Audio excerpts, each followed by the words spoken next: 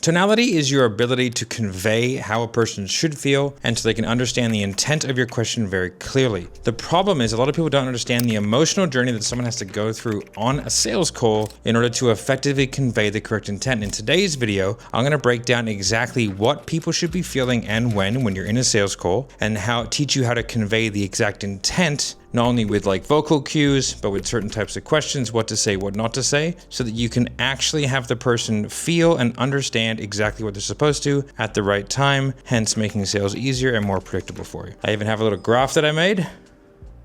So let's get into the video. Okay, on the vertical axis, we have emotions ranging from hope all the way at the top to despair all the way at the bottom, okay? I figured those were like the opposite thing, okay? And then we've got the intro being the beginning, and then we've got like the pitch being kind of the end of the emotional journey.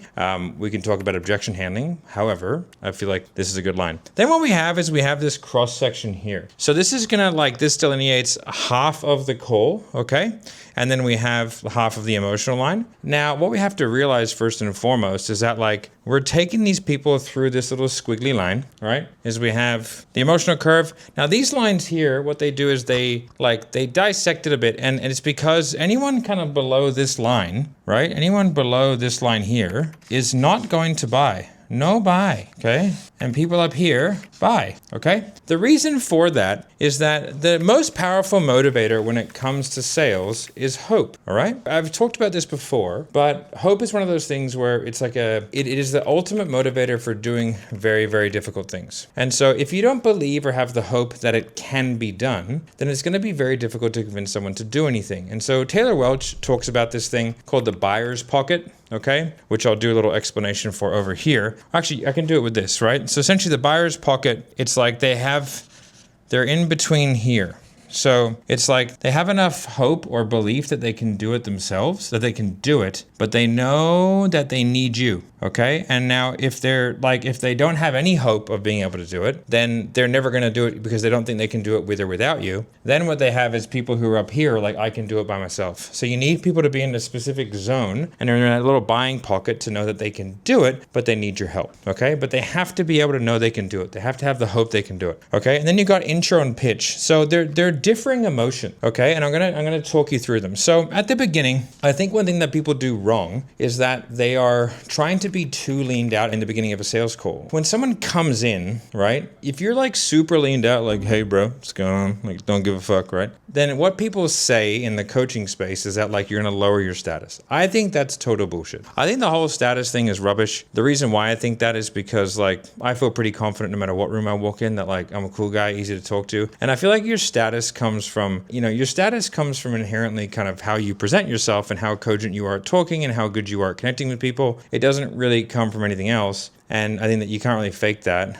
But also, what we want to do is we want to make people feel comfortable and inviting. If you want people to tell you stuff, they sort of have to like you. You have to be inviting, okay? So that's why we start here and we want to bring them up immediately. We want an upward trajectory, right? And we want to bring them on a positive emotional scale. So it's like, hey, how are you? Looks like you booked in a call about getting some help. How can I help? Right? So my vibe, I'm constricting my voice. I sound a little bit like there's a genuine curiosity. Okay, so that's the underlying tonality that you want to use, okay? In this area here, okay, it's just straight curiosity, okay? Now, the reason why that's important is because curiosity is not skeptic, is not challenging. Curiosity comes from, generally speaking, a constriction of the throat, right? And an upward. So you're like, hey, how are you? Hey, what's going on? So if I go, hey, how are you? Hey, how are you? Hey, how are you? Okay, we're gonna use the last one here, okay? Because it's much more inviting and genuine. And so what it's gonna do is it's gonna allow someone to more naturally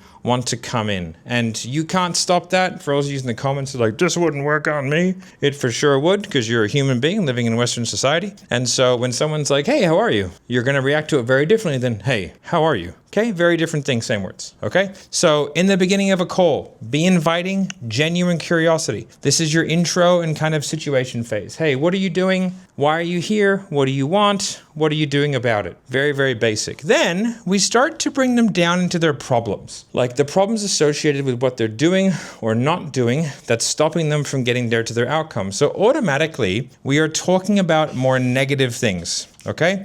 We are bringing them down into despair, and we are moving forward in time, okay? And we are going into the problem phase, okay? The problem phase, you're gonna start to be more concerned, okay? And concerned or skeptical, still with a bit of genuine curiosity. You don't wanna be like, oh, is that having an impact on you? Okay, see, like the breathiness and the slowness, it puts an overly outweighed, impactful emotional connotation on that. And you can do that here, but you can't do it here, okay? Again, if you slow down, go breathy, and you go like, you try and make it a really emotionally charged question, and you do that here, you'll get reactions most of the time like, why are you asking that? Or like, do you really need to know that? Okay, if you ask it here, okay, we'll go over that, you're going to be fine. Because why? You've had more time. You've had more time. If I get stuck in an elevator with you and go, hey man, how long do you last in bed? People are gonna be like, well, it's a bit weird, but maybe after 45 minutes, I figured that out. What do you think? Okay, so time is your friend when it comes to vulnerability, all right? So curiosity, nice high pitch, concerned, like, oh, okay, tell me more about that. Okay, so again, you're not this upness to it. There's not this like tightness in the vocal cords. You might be going a little bit slower, okay? You can pause on things to hit certain things, like why is that? Okay, or like, what do you mean by that? Oh, okay. Okay, so you can do things like that. It's a little bit like you're just a little bit concerned, just a little bit concerned, not crazy amounts, but you know, we can all do that. So if we go back to our original of, hey, how are you? Okay, nice and curious is, hey, how are you? Concerned is like, hey, how are you? Okay, there's a little bit of hesitation, a little bit slower, a little bit lower. Okay, that's how we do that. Okay, so but then we're going to establish their problems. So we're using our tonality to convey the intent of our question emotionally, okay? Which is important. As your wife has yelled at you many times, it's not what you said, it's how you said it, okay? The words can be the same, the intent and the tonality will change that. The tonality will change the intent. So we want to be aware of what we're doing. Now, as we start to travel back up, okay, this is when we're going through solution phase, okay? This wants to be really interested and curious, okay? So when you're asking about someone's goals and what they want, you have to be really interested. The ways that you can do that is one, just genuinely be interested, and it's an interesting thing anyway, but with body language cues, and go, oh, really? Okay, right? So if I lean in, that's gonna convey that I'm interested. Oh yeah, all right. I'm clearly listening to them and giving them little verbal cues that I'm doing that. Oh yeah, oh really? Right, I'm asking questions like, oh, you wanna take your wife away on holiday? Oh, where do you wanna go? Oh, why there? Oh, that makes sense. Okay, so you're asking questions to get deeper. You're probing, you're clarifying, all right? That's how you make someone feel comfortable to tell you all the things. Okay, if you use like this tonality here, they're not going to go deep with you, because when someone is telling you something that they want, they are reaching out their hand for a handshake, and they're allowing you in. So they're being vulnerable with you, right? If I tell you how much money I want to make or how much weight I want to lose, I'm being vulnerable with you. Okay, so if you don't accept that and show genuine interest, you'll never get it again. That's just how human beings work. You cannot be disinterested. One of the most common ways that I see that is that people go, oh, okay, well, anyway. And so instead of taking them around this journey, you're trying to redirect them onto what you want to talk about, and they're gonna hate you for that. Like, you hate when people do that to you. And so we have to show genuine interest, right? And curiosity here. It's really important that you do that, because that's what's going to allow the person to want to tell you more. Now, so this is the solution phase, okay? Then this sudden dip here, okay? This is your consequence. This is your cost of inaction, okay? Now, there's a little thing here, which I would actually, if I was to zoom in on that, it would go like arc up and then go boop, boop, okay? So this little spot here, like that, which would be in here, is really important. So I call that like the James Bond landing, like when it jumps off a building, and it goes awning, and then he's good to go, but he should have died. So if you do a really good job of future pacing, okay, and then they're like super excited about it, and then you just smash them down, what you will usually get is, I will never let that happen. So now you have to argue. So what I do here is I confirm the positive, and then there's gonna be a gap, because the gap is like, they're currently here, let's say, and they want to get here. So like, I know this is becoming really clear, but this is like the gap that they're trying to bridge, okay? So this now makes no sense, but you guys are following along. Just I hope you didn't skip ahead, okay? So they're trying to walk across here, and this is the outcome. So we should have built the gap. The question that I ask here is, okay, with your current strategy, systems, whatever, how close are you to being able to achieve that? And the answer should be, I'm not close, because there's a gap, there's a clear gap, okay? And then you can go, why do you feel that way? They'll give you an example, and then you can go, okay, so what happens if nothing changes? You keep doing all that, and you don't actually figure out how to bridge that gap, get to X so you can Y. So that's the awning. Goes, boom, kunk, so,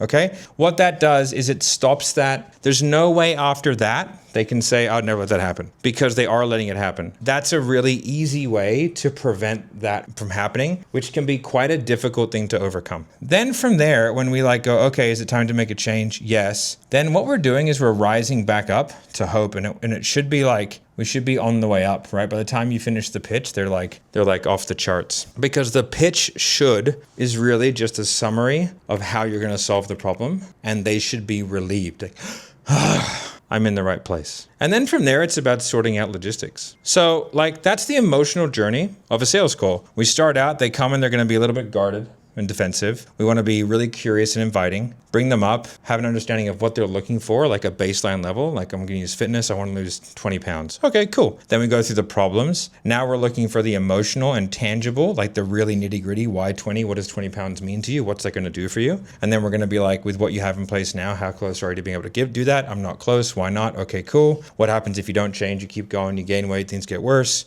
yada, yada, yada. Okay, well, I think that we can help you. Pitch, sale. All right. Now you know sales. Bye.